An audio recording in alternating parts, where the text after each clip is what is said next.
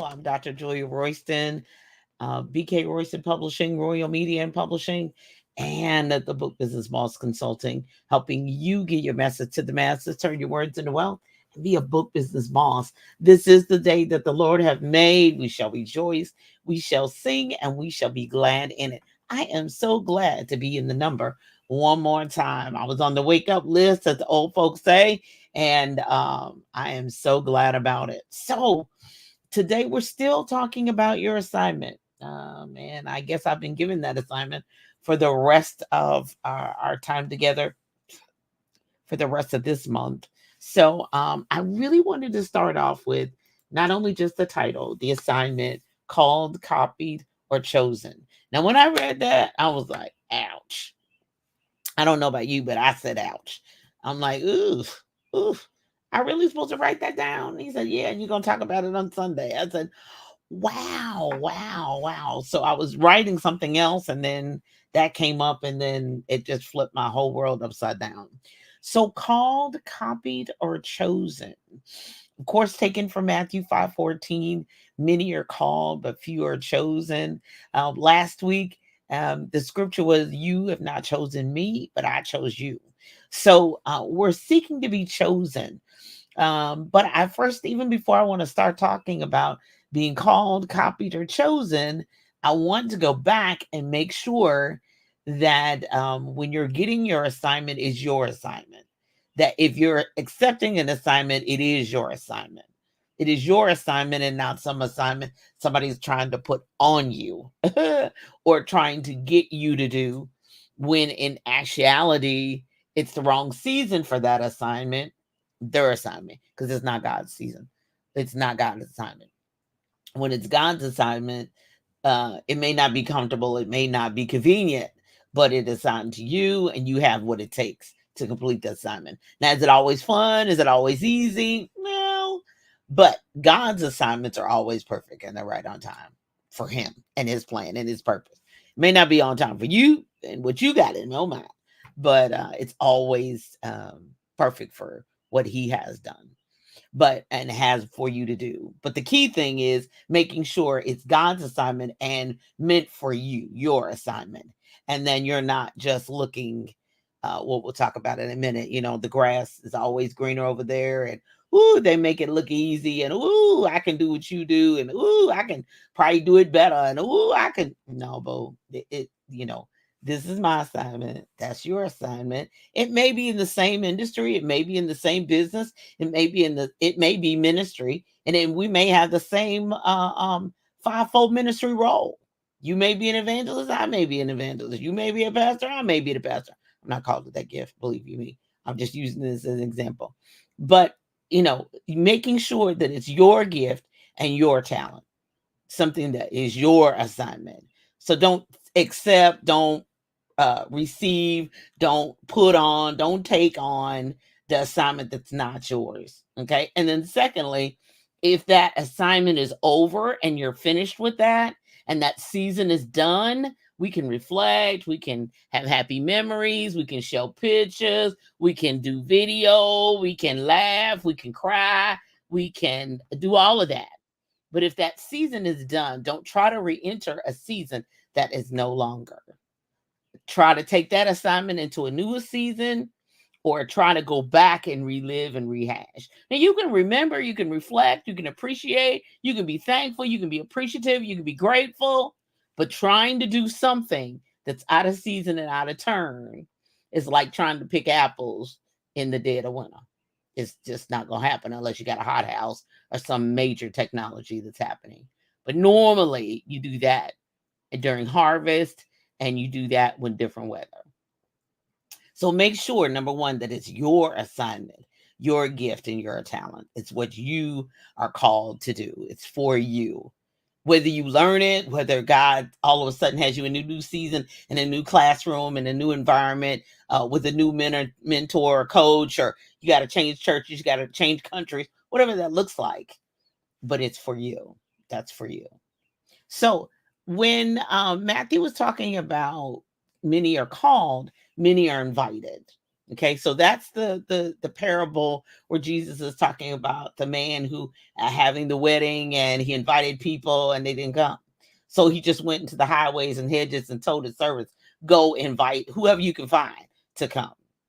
And that's to me where we get the in my church we used to sing the song, whosoever will, let him come, let him come. Now of course how we treated them as they came was a totally different story, and that's for somebody else to talk about and not me. But whosoever will, let him come.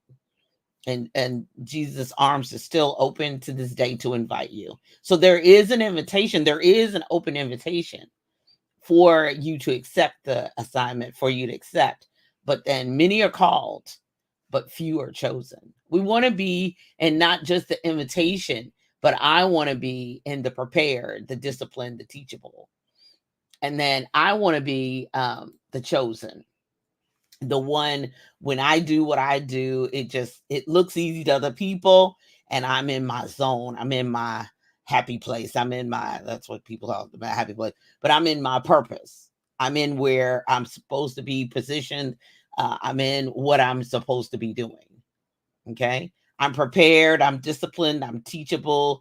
This is like breathing. This is like, now when I sang, whew, you couldn't beat me on the stage of enjoyment and all that. There were singers who could see me under the table, but when it was time for me to do what I was supposed to do, it was what I was supposed to do. Now it didn't compare because it was apples and oranges. I can't compare to your gift, but I was in my zone with my gift. Okay, so I was chosen for that. I'm chosen for what I'm doing now. I don't say I'm the best publisher in the world, I'm the best writer, but I do what I do to the best of my ability.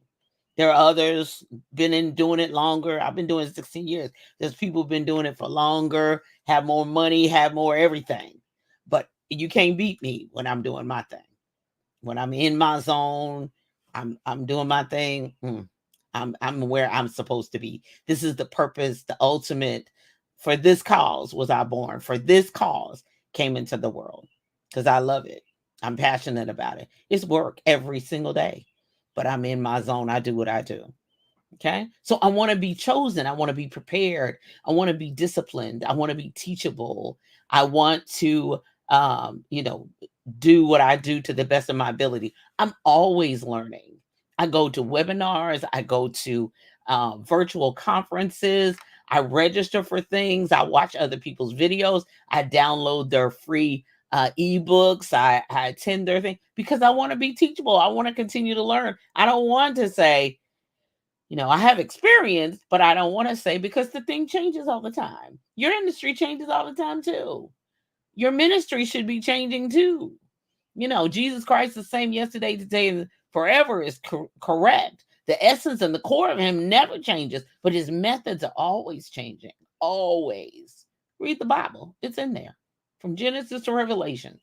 How he did things, what he did, the way he did it, how he spoke it, how it changed depending on the audience and where he was.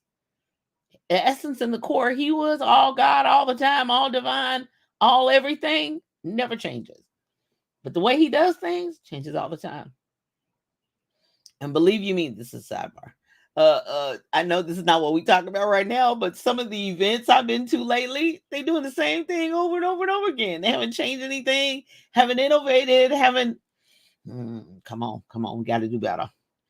So, are you called to it? That might be a problem. You're invited, yeah, you're called to it, but then you need to be chosen for it.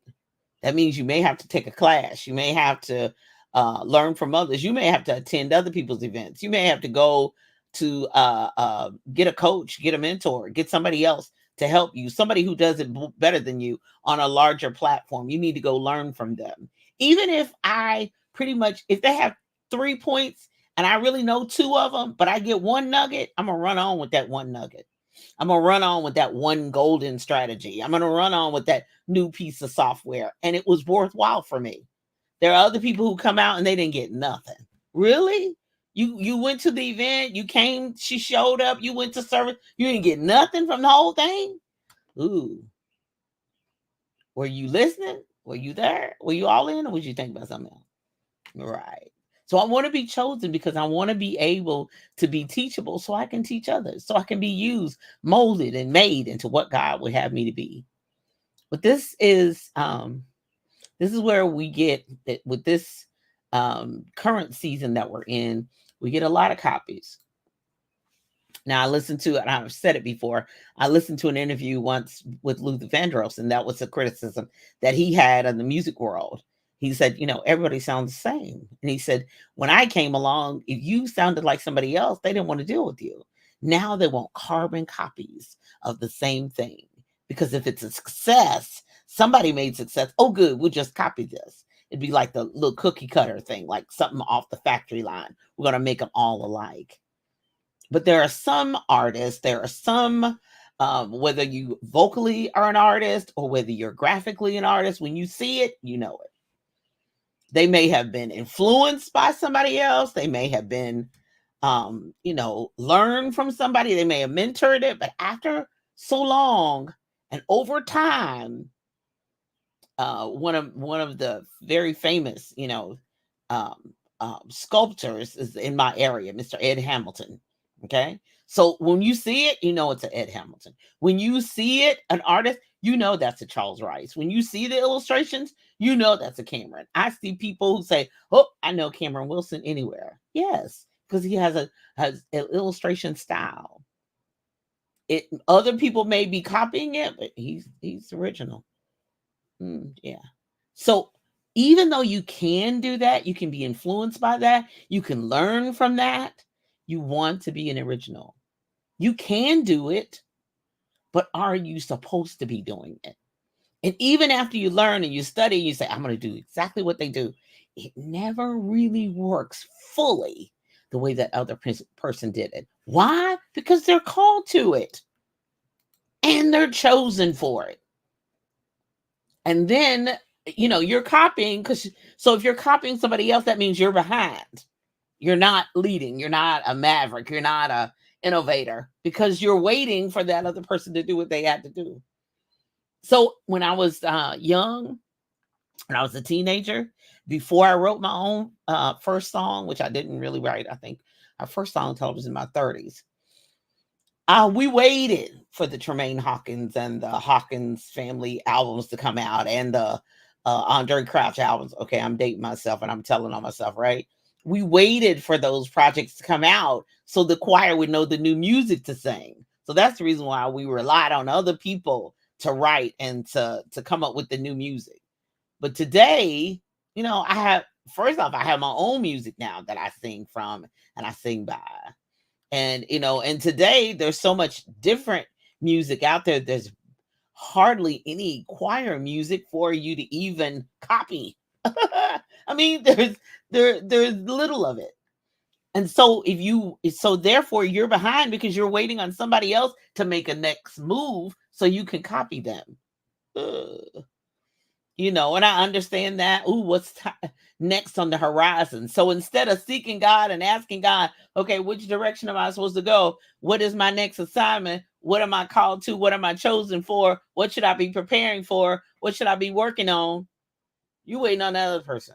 So you're not doing anything because you're waiting to copy what they do. And when they do it, then you copy it. Then, I've seen it verbatim, word for word, whatever.